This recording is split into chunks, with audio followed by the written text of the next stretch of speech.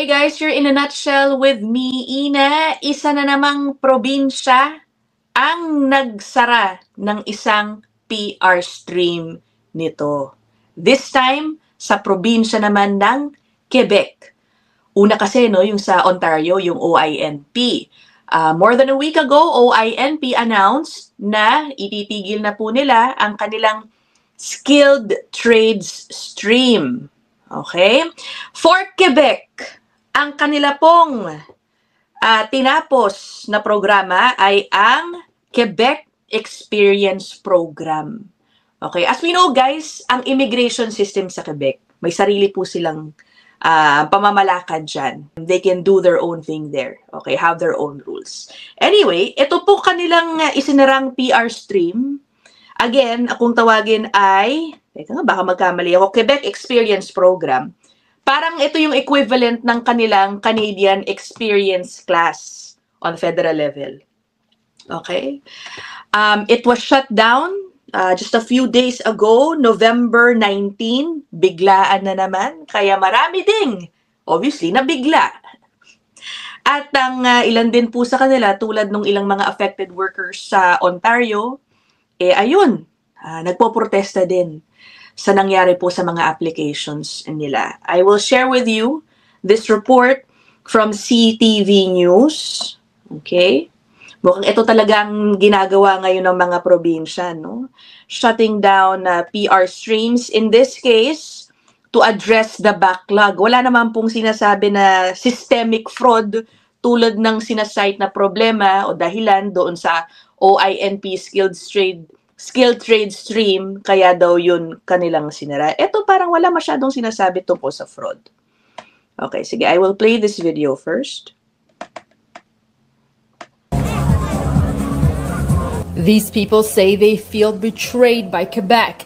They gathered in front of the Montreal offices of the Immigration Ministry. And what we feel as immigrants is that Quebec take our life, our work, and then they throw us in the garbage.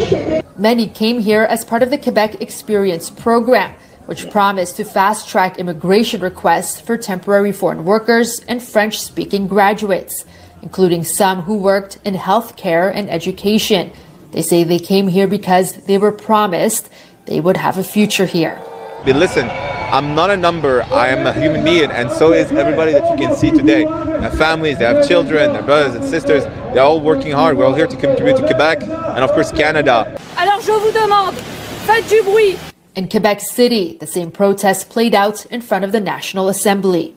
Earlier this month, Immigration Minister Jean-François Roberge announced the program will officially end on November 19th, a move opposition parties call unacceptable. So you cannot change the rule in the middle of the game. That's my point. I mean, those are the best candidates for immigration we're having in Quebec. They're francophone, they're workers, they're students. The province says there's another pathway available called the Skilled Worker Selection Program. But many argue it's not the same. The new program, it's a lottery system. It doesn't guarantee a place. Protesters. Okay, sige. We'll just end this report here, ano? Actually, kahit a few seconds left na lang. But you guys get what is happening, diba? Puntahan natin yung official announcement. Okay? If we go to the website of the Quebec Experience Program, ito po yan. Ayan. So, ayun na nga, as mentioned in the report, ang nakikinabang po dito, or rather, yung pwedeng mag-apply po dito, ay foreign workers and foreign students na nag-graduate sa Quebec. Okay, ito, nakasulat dito. The program ended November 19, and it is no longer possible to apply for the two streams of this program. All applications for permanent selection already submitted under this program will continue to be reviewed. Sabi dito, to permanently settle in Quebec, it is possible to declare your interest in ARIMA. Itong ARIMA, mamaya po ipapaliwanag sa atin ng ating suking abogado, si Attorney Lou Dangzalan. Mas alam niya yan, no? Actually, si Attorney Lou, by the way, guys, lived in Montreal for a long time din. for a long time. Okay, anyway, if I'm not mistaken, I think itong ARIMA is the equivalent naman of the Federal Skilled Workers Program. So, as we've seen in previous instances na nagsasarado o binabalik yung mga applications, ang sinasabi lagi ng probinsya, you can apply in other streams available. But of course, it is another lost opportunity for many people na umaasang maging permanent resident sa Quebec. Honestly, I am not familiar with the immigration policy in Quebec. Ang alam ko lang dyan, kumbaga, mas matitibay ang mga aplikante dyan. Bakit? Well, may additional eligibility na agad sa kanila. Yan ay French proficiency. Kung gusto nilang ma-PR dyan. I think even for itong program na sinara, level 7 ba? Tama ba? Yung level ng French proficiency na meron ka. Pati yung asawa mo, kung meron kang kasama, meron din siyang dapat certain proficiency in French. So imagine if you are interested here, nag-apply ka or what, inaral mo na muna yun, di ba? Inaral mo na muna yun bago ka mag-apply. So may extra step na agad sila. Anyway, in this interview na ipipilay ko po sa inyo, pre-recorded with Attorney Liu, he will also provide options sa mga kababayan natin sa Quebec na baka nag-iisip mag-ibang probinsya, anong pwede niyong gawin using your experience in Quebec. Okay, so here it is. What is happening to Quebec? Grabe, nagsarado siya ng isang stream which is basically equivalent pala nung Canadian Experience class nila. Gaano kalaking impact ito? Sino ba nakikinabang dyan, Lou? Well, the Quebec Experience class is the analog of, or yung equivalent nga ng Canadian Experience class. So, sino ba mga nakakapasok sa Canadian Experience class? Ito yung mga highly skilled workers. Diba? Meron ng integration in Canada, yung mga nasa CEC, diba? So, sa PEQ, it's the same. Right? Yeah, okay. So, yung mga naapektuhan, marami sa kanila nasa Quebec na. So parang mga dash dreams, di ba? Kaya ang daming galit. I'm sure you've seen the news and the protests, di ba?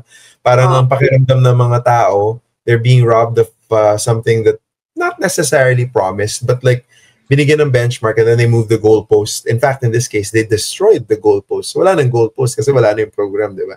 So parang budol feeling, di ba? So sino ba naman hindi magagalit?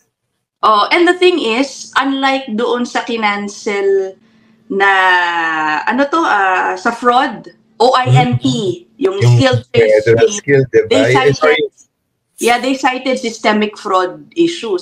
Here in Quebec, walang fraud na sinasabi. It's really more of addressing the large volume of applications. Do you think this will be the last of its kind in the province? Kasi alam mo, dami mga Pilipino din dyan sa Quebec, alam mo yun, nag-aral na sila ng French, and then this happens. So, I think I should probably clarify na mas magandang comparator ang federal government for the Quebec immigration programs. Hindi mo kasi mako-compare yung Quebec immigration programs with the OINP because OINP is a provincial nomination program. And I know that Quebec is a province, but they have a very different immigration setup that's actually analog with the federal programs, less the other provinces. So, yung nakita natin sa Ontario nga is yung cancellation ng sa trades because of fraud. Quebec had no citation of that because the problem in Quebec is similar to the federal governments, but not the current federal government. The problem being pre-2014, nung sobrang laki ng backlog ng federal government for FSW, for CEC, na pinagkaka-cancel nga nila, di ba? Dahil nga na introduce itong si Express Entry. So, in Quebec, sometime in 2020 or 2019, they introduced their own Express Entry. Tawag doon ARIMA. ARRIMA. The principle is kind of like Express Entry. You create a profile, may points ka, and then you wait until may draw. Except when they launched it, daming technical problems. So good luck, hindi nila ma-launch na maayos. Pangalawa, it was a flop because a lot of people still found their pathway through PEQ. The difference between Quebec and the federal government in 2014. Noong 2014, lahat ng mga existing federal programs na competitive, FSW, Canadian Experience Class, nilagay nila sa ilalim ng express entry. Whereas Quebec, PEQ was still its own thing. Tapos meron ka nung ARIMA. Na ang ARIMA, doon nila pinasok yung tinatawag na travailleur qualifié or skilled worker. Pero, at the same time, meron pa rin silang inventaryo ng QSW. In other words, Quebec never really canceled the inventory of the federal government. So, since then, they haven't really addressed their backlogs. They haven't really addressed the systemic and chronic problems. Whereas in 2014, the federal government nireset nila yung board. Pero, since 2023 nga, 24, kita natin, nagkakaproblema na rin si Express Entry. Diba? Yeah. Umulit na naman yung problem. Another episode ito, we can talk about this in detail. But the long and short of it is that kaya may C12. Yeah. Para i-reset ulit yung board. Oo, naku po. We will have an episode on touching on C12 soon also. Same time na namin ni-record dito. Pero ito na lang, Lou, anong advice mo sa mga kababayan natin losing hope na about their PR prospects in Quebec? Okay, guys, sa totoo lang, I'm not, bihira ako pag-usapan ng immigration in Quebec because it's a whole different world when it comes to immigration. I'm really not familiar with it. But let's say, may kababayan tayo na willing to move to a different province, galing silang Quebec. What can they do? Let's look at the inventory of Filipinos who are in Quebec. A lot of them came in through the LMIA route. Let's be real here. Unlike dun sa ibang parte ng Canada na ang dami sa kanila, originally, the OG, pumasok talaga sa FSW, CEC, tsaka sa karamihan sa kanila sa caregiver pathway until such a time na medyo functionally dead yung caregiver pathway and umusbong yung study pathway, diba?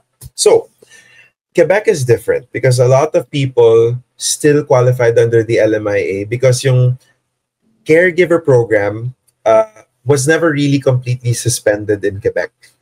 They still are able to apply for the LMIA, etc., etc.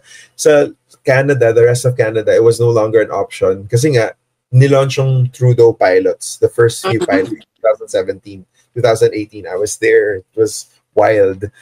Long story short here, Ina, is that ano bang options ng mga kababayan natin na nandun na naka-close work permit LMIA? Yeah. Well, extend your LMIA, pero for permanent residents, ano ba yung mga usual route ninyo in Quebec? Well, it would have been the PEQ, but that's now cancelled.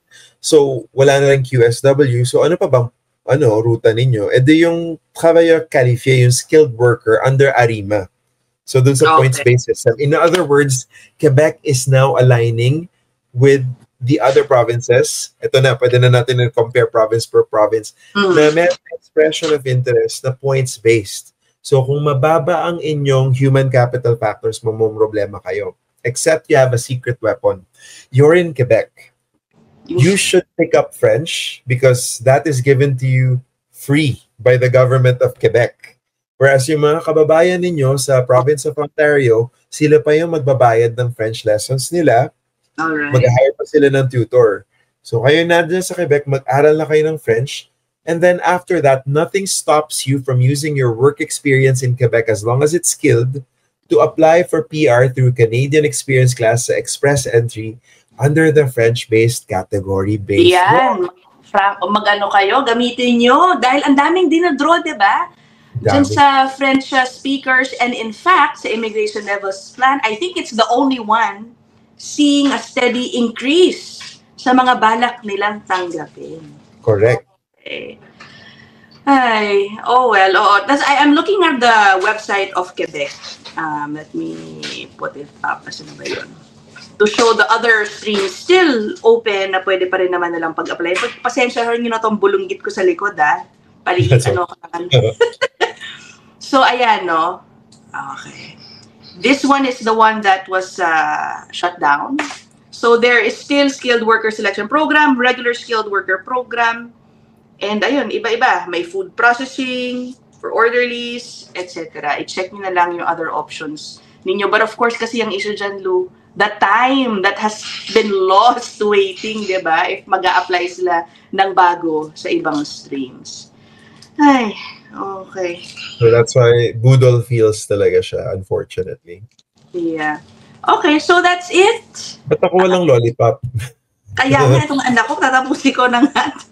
Okay guys, again, i-clarify lang natin na isang stream lang ang sinut down sa Quebec, yung Quebec Experience Program. There are other open streams na pwede pa pong ikonsidera kung kayo po ay nasa Quebec. Okay?